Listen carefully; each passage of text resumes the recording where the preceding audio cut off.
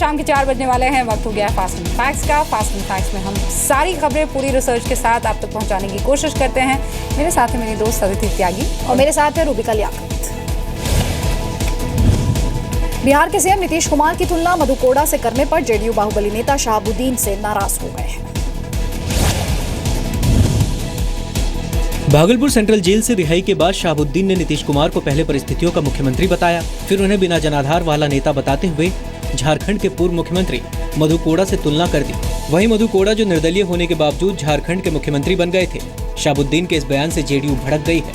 अब उतना ज्ञान तो मुझे नहीं है, लंबे अरसे तक जहाँ लोग प्रवास किए हैं उतना ज्ञान कम से कम हम लोगों को नहीं है। उनका ज्ञान उनको मुबारक। महागठबंधन के घटक दल ने तय किया माननीय नीतीश कुमार जी को, परिस्थिति जन्य नहीं बल्कि जनता के मनोभाव के अनुकूल। दुनिया को मालूम है कि बिहार की जनता का क्या मैंडेट है, तो हम जनता के मैंडेट के मुताबिक चलें या कोई आदमी कुछ बोल रहा है उस पर ध्यान दें। आज तक हमें कोई ध्यान दिए हैं? जेल से रिहाई के बाद सिवान जाते वक्त शहाबुद्दीन के काफिले की सैकड़ों गाड़ियों ने मुजफ्फरपुर में टोल नहीं चुकाया। किसी की हिम्मत नहीं थी कि इन गाड़ियों को रोककर पैसे मांगे।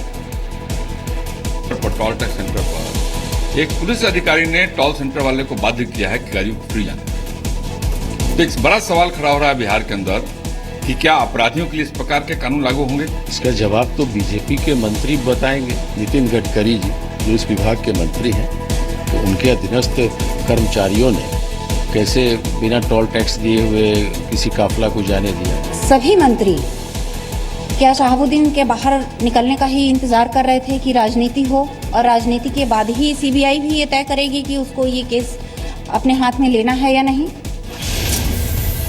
शहाबुद्दीन को 11 साल बाद शनिवार को जेल से रिहा किया गया। पटना हाईकोर्ट से उन्हें जमानत मिली थी। 2005 में नीतीश कुमार के मुख्यमंत्री बनने के बाद शहाबुद्दीन को गिरफ्तार किया गया था। शहाबुद्दीन के खिलाफ करीब 40 केस दर्ज हुए थे। हत्या के एक मामले में उन्हें उम्र कैद की सजा मिली है। शहाबुद्दीन 4 बार सिवान से आरजेडी सांसद रह चुके हैं। सांसद बनने से पहले विधायक भी थे। सुप्रीम कोर्ट के वकील प्रशांत भूषण ने कहा कि वो शहाबुद्दीन की जमानत को सुप्रीम कोर्ट में चुनौती देंगे। मुस्लिम कार्ड खेलने वाले इस्लामिक उपदेशक जाकिर नाइक को सरकार ने चेतावनी दी है। गृह राज्य मंत्री किरण रिजिजू ने कहा है कि धर्म से आतंकवाद को जोड़ने के जाकिर के दुष्प्रचार का कोई फायदा नहीं होगा। सूचना प्रसारण मंत्री वेंकैया नायडू ने भी कहा कि जाकिर नाइक अपने गुनाह छुपाने के लिए धर्म की आड़ ले रहा है। We abhor equating religion with terrorism. Anybody who propagates terrorism will not bear anything with regards to identity of particular religion. And you try to take shelter under religion? This is the way, the new technique. People commit crimes or commit mistakes and then they try to take cover under the religion or the caste or the region. मुस्लिम समाज भी जाकिर जैसे आदमी को अपना नेता मानने से इनकार कर रहा है। नहीं, जाकिर नाइक मुसलमानों के नुमाइंदे नहीं हैं, न वो मुसलमानों के लीडर हैं, न मुसलमानों ने उनको अपना लीडर माना है। उनका ये कहना बिल्कुल गलत है। उनको फेस करना चाहिए और हिंदुस्तान उनको आना चाहिए, और फेस करने के लिए हिंदुस्तान में ही उनको बात करनी चाहिए। जब वो भारत के मुसलमानों की लीडरशिप की बात कर रहे हैं, जो कि उनको गलतफहमी हो गई है, तो ये बात अगर हिंदुस्तान भारत में आके अगर वो करते तो ज़्यादा बेहतर होती। जांच के घेरे में आए जाकिर नाइक ने कल खुली चिट्ठी लिखकर सरकार पर बेवजह परेशान करने का आरोप लगाया था। जाकिर नाइक ने सवाल पूछा कि उसने ऐसा क्या किया है कि उसे आतंक के डॉक्टर का तमगा दिया जा रहा है। जाकिर नाइक ने लिखा कि उस पर किसी तरह का हमला पूरे भारतीय मुसलमानों पर हमला है। जाकिर नाइक के मुताबिक उसके एनजीओ IRF पर हमला शांति, लोकतंत्र और न्याय के खिलाफ हमला है। जाकिर नाइक ने यह चिट्ठी राजीव गांधी चैरिटेबल ट्रस्ट को 50 लाख दान देने का मामला सामने आने के बाद लिखी है। जम्मू कश्मीर में LOC पर सीमा पार से घुसपैठ की 3 कोशिशों को सुरक्षा बलों ने नाकाम कर दिया। हंदवाड़ा में 4 आतंकियों को एनकाउंटर में मार गिराया गया। वहीं पुंछ में आतंकियों के साथ मुठभेड़ में एक पुलिसकर्मी शहीद हो गया। पुंछ के अल्लाहपीर मोहल्ले में आतंकियों के छिपे होने की खबर मिलने पर पुलिस सर्च ऑपरेशन के लिए गई। एक घर में छिपे आतंकियों ने पुलिस टीम पर हमला कर दिया, जिसमें एक जवान शहीद हो गया। दूसरी तरफ सेना ने हंदवाड़ा के नौगाम में घुसपैठ कर रहे 4 आतंकियों को एनकाउंटर में मार गिराया। मारे गए आतंकी पाकिस्तान के बताए जा रहे हैं। इनके पास से भारी मात्रा में हथियार बरामद किए गए हैं। गुरेज और तंगधार में भी सेना ने घुसपैठ की कोशिश नाकाम कर दी। जो पाकिस्तान की ओर से इस प्रकार की घटनाएं हो रही हैं पिछले लगभग 1.5-2 महीने से लगातार उसकी कोशिश रहती है। वैसे आज वो एक इंसिडेंट करने में कामयाब हुए हैं। ये सारी पिक्चर जो है इसको देख के हमें रिस्पॉन्ड करना है और मैं समझता हूँ कि हमारी सिक्योरिटी फोर्सेस फुल अलर्ट पर होंगी। जम्मू कश्मीर में इस साल आतंकियों के साथ सुरक्षा बलों की कई मुठभेड़ हो चुकी है। 15 अगस्त को श्रीनगर के नौहट्टा में आतंकी हमले के दौरान सीआरपीएफ के कमांडेंट प्रमोद कुमार शहीद हो गए। 8 अगस्त को कुपवाड़ा जिले में बीएसएफ के 2 जवान शहीद हो गए जबकि 1 आतंकी मारा गया। 30 जुलाई को कुपवाड़ा के नौगाम सेक्टर में 2 सैनिक शहीद हुए जबकि 2 आतंकी मारे गए। 25 जून को पुलवामा के पंपोर में आतंकी हमले में सीआरपीएफ के 8 जवान शहीद हुए। 3 जून को अनंतनाग में सेना के काफिले पर हमले में 3 जवान शहीद हुए जबकि 5 घायल हुए। आपको बता दें पुंछ और नौगाम में मुठभेड़ अभी भी चल रही है। उधर दिल्ली में आम आदमी पार्टी के विधायक अमानतुल्लाह खान पर एक बार फिर से गिरफ्तारी की तलवार लटक रही है। अमानतुल्लाह पर छेड़छाड़ का आरोप किसी और ने नहीं बल्कि उनकी एक रिश्तेदार ने ही लगाया है। दिल्ली के जामिया नगर थाने में दर्ज एफआईआर के मुताबिक अमानतुल्लाह पिछले 4 साल से अपने रिश्तेदार के साथ छेड़खानी कर रहे थे। आरोपों के बाद अमानतुल्लाह ने मुख्यमंत्री अरविंद केजरीवाल को चिट्ठी लिखकर दिल्ली वक्फ बोर्ड के अध्यक्ष पद और विधायक के पद से इस्तीफा दे दिया। आरोप लगाया कि उन्हें झूठे केस में फंसाया जा रहा है।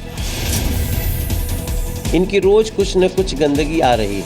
ऐसा लगता है कि सभी लोग कहते हैं कुछ में क्या हमाम में सभी नंगे हैं और सबकी कलाई एक एक पर खुल रही है। जहाँ तक मेरी जानकारी है आपको हर पोस्ट के लिए अलग अलग इस्तीफा देना पड़ता है और जिसने आपको नियुक्त किया है उसके नाम पर अलग अलग चिट्ठी जाती है। तो अगर एक सम्मिलित चिट्ठी में आपने हर पोस्ट से इस्तीफा दिया तो नाटक ज़्यादा लगता है। अमानत भाई को इसलिए घसीटा जा रहा है क्योंकि अमानतुल्लाह खान ईमानदारी से वक्फ बोर्ड की जमीनों के घोटाले उजागर कर रहे हैं। अमानतुल्लाह खान पर पहले भी एक महिला छेड़छाड़ और जान से मारने की धमकी देने का आरोप लगा चुकी है। छेड़छाड़ और धमकी देने के मामले में अमानतुल्लाह को जुलाई में गिरफ्तार किया गया था। फिलहाल वो जमानत पर हैं। अमानतुल्लाह खान पर दिल्ली वक्फ बोर्ड की भर्ती में धांधली का भी आरोप है। इस मामले में गुरुवार को एंटी करप्शन ब्रांच ने छापेमारी की थी। सूत्रों के मुताबिक पीड़ित महिला ने अमानतुल्लाह के खिलाफ सबूत के तौर पर सीडी और पेन ड्राइव सौंपी है। बलूचिस्तान के लोगों पर पाकिस्तान के जुल्म के खिलाफ बलूचों का प्रदर्शन तेज हो गया है। ऑस्ट्रेलिया से लेकर साउथ कोरिया तक बलूचों ने विरोध किया। साउथ कोरिया के बुसान में पाकिस्तान के अत्याचार के खिलाफ बलूचों ने प्रदर्शन किया। बलूच रिपब्लिकन पार्टी के कार्यकर्ताओं ने पाकिस्तान पर बलूचिस्तान में जनसंहार का आरोप लगाया। ऑस्ट्रेलिया के मेलबर्न में भी बलूच कार्यकर्ताओं ने पाकिस्तान पर जुल्म का आरोप लगाया। भारत के साथ साथ पूरी दुनिया से अपने आंदोलन के लिए समर्थन मांगा।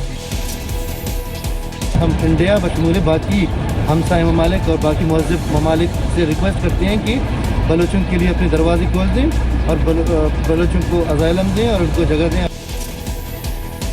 बलोचों का आरोप है कि पाकिस्तान सेना ने हाल के दिनों में बलोच आंदोलनकारियों के खिलाफ फिर से अभियान शुरू किया है। आरोपों के मुताबिक पाकिस्तान सेना और आईएसआई से जुड़े लोगों ने 40 महिलाओं और बच्चों को अगवा कर लिया है। पाकिस्तान सेना के अभियान में 19 लोगों की मौत हो चुकी है जिनमें महिलाएं और बच्चे भी शामिल हैं। पाकिस्तान सेना के अत्याचारों के खिलाफ कराची में भी प्रदर्शन हुए हैं।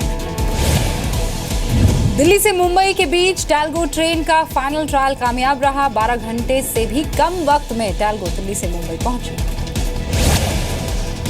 आखिरकार दिल्ली से मुंबई के सफर को 4 घंटे कम करने में टेलगो को कामयाबी मिल गई। कल दोपहर 2:45 बजे टेलगो दिल्ली से मुंबई के लिए रवाना हुई थी और 150 किलोमीटर प्रति घंटे की स्पीड से रात 2:34 पर मुंबई पहुंची। यानी 12 घंटे पूरे होने से 11 मिनट पहले टेलगो दिल्ली से मुंबई पहुंची। मेरे पीछे इस वक्त आप देख सकते हैं स्पेनिश ट्रेन टेलगो जो कि अपने गंतव्य स्थान पर पहुंच चुकी है और हमको आप अंदर का दिखा दें कि अंदर क्या है, अंदर क्या खूबी है। मुंबई सेंट्रल में ट्रेन है, आप देख सकते हैं जो उसमें जो सीट्स लगे हैं वो किस तरह सीटें हैं। हालांकि बहुत ज़्यादा राजधानी से ट्रेन जो है मिलती जुलती है। हम लोगों बेसिकली ये ट्रायल देखना था कि हमें कंपेयर टू राजधानी कितना टाइम इसमें हम सेव कर सकते हैं। तो हमने जितना एस्टिमेट किया था कि इतना सेव हो जाना चाहिए और 2.5 से 3.5 घंटे तक डिफरेंट स्पीड्स पे डिफरेंट। इससे पहले दिल्ली से मुंबई के ट्रायल में 3 बार टेलगो देर से पहुंची थी। टेल्गो स्पेन से लाई गई ट्रेन है जो अधिकतम 250 किलोमीटर प्रति घंटे की रफ्तार से चल सकती है। टेल्गो में हल्के कोच लगे हुए हैं जिसकी वजह से तेज रफ्तार हासिल करने में आसानी होती है। टेल्गो का पहला ट्रायल उत्तर प्रदेश के बरेली से मुरादाबाद के बीच कराया गया था। टेल्गो का दूसरा ट्रायल हरियाणा के पलवल से उत्तर प्रदेश के मथुरा के बीच हुआ था। 9 कोच वाली टेल्गो ट्रेन में एक पावर कार, एक पेंट्री कार और बाकी सवारी कोच हैं। ट्रायल में टेल्गो के कामयाब रहने से दिल्ली से मुंबई के बीच अब इसे जल्दी ही सफर के लिए उतारा जा सकता है। महाराष्ट्र के कोल्हापुर में गणपति विसर्जन के दौरान बड़ा हादसा होने से बच गया। कोल्हापुर के इचलकरंजी में गणपति विसर्जन के लिए बीजेपी विधायक सुरेश हलवनकर समेत 11 लोग नाव पर सवार थे। अचानक नाव का बैलेंस बिगड़ गया और नाव पानी में डूबने लगी। हादसे के बाद सभी लोग पानी में डूब गए। बाद में सभी लोगों को बचाने के लिए रेस्क्यू ऑपरेशन चलाया गया। मौके पर मौजूद व्हाइट फोर्स के जवानों ने एक-एक कर सबको बचाया। हादसे में जो लोग पानी में डूबे उनमें नगर निगम के सीईओ और एएसपी भी शामिल हैं। पानी में गिरने की वजह से नगर निगम के सीईओ के पेट में पानी चला गया। उन्हें अस्पताल में भर्ती कराया गया है। हादसे के शिकार विधायक सुरेश हलवनकर 2 बार विधायक चुने जा चुके हैं। 7 सितंबर को कर्नाटक के तुंगाभद्रा में भी गणपति विसर्जन के दौरान एक नाव डूब गई थी। हादसे में 8 लोगों की जान भी चली गई।